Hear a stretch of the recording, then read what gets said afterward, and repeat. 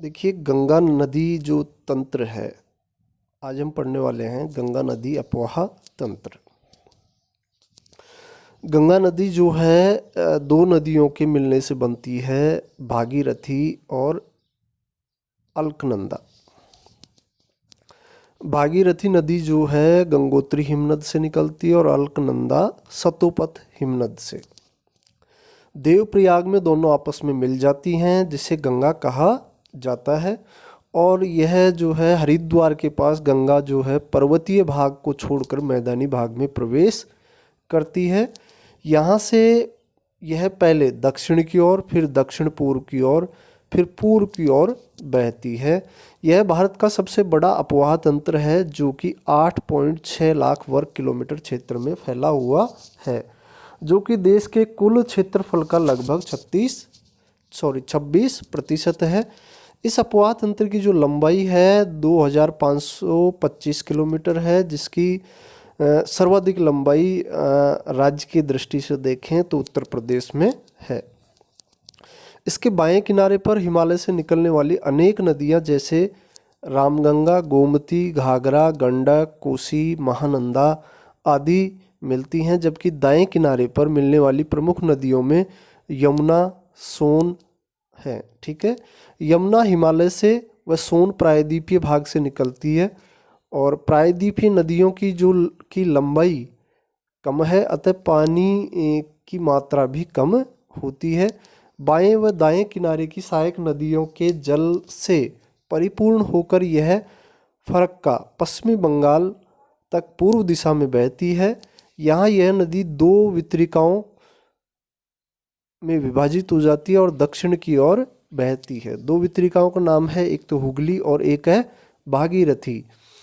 हुगली पश्चिमी बंगाल में बहती हुई बंगाल की खाड़ी में अपना जल गिराती है और दामोदर हुगली की प्रमुख सहायक नदी है, जो कि छोटा नागपुर पठार से निकलती है। भागीरथी बांग्लादेश में प्रवेश करती है और यह जमुना, जो कि ब्रह्मपुत्र का ही एक नाम है, के साथ मिलकर पद्मा कहलाती है। चांदपुर के निकट इसमें मेघना मिल जाती है तथा मेघना के रूप में बहते हुए बंगाल की खाड़ी में अपना जल गिराती है। इसको तो अपन ब्रह्मपुत्र नदी अपवाह तंत्र में पढ़ चुके हैं।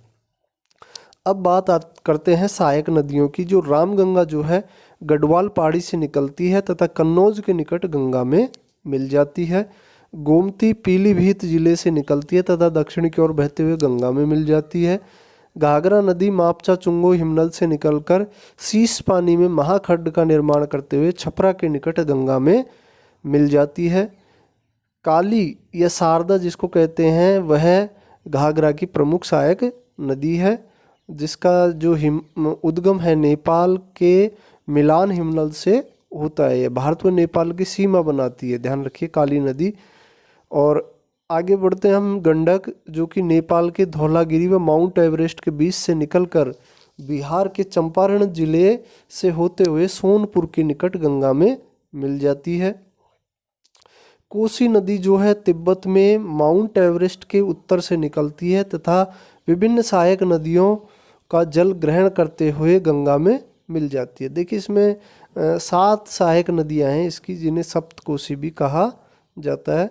महानंदा दार्जिलिंग पहाड़ी से निकलकर पश्चिम बंगाल में गंगा में मिल जाती है। यमुना नदी यमुनोत्री हिमनद से निकलकर गंगा के समानांतर बहते हुए इलाहाबाद के निकट गंगा में मिल जाती है।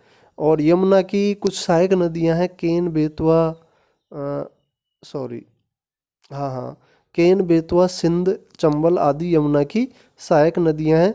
चंबल नदी जो है मध्य प्रदेश के मालवा पठार के महू के निकट से निकलती है तथा बनास जो है चंबल की प्रमुख सहायक नदी है, जो राजस्थान के अरावली से निकलती है।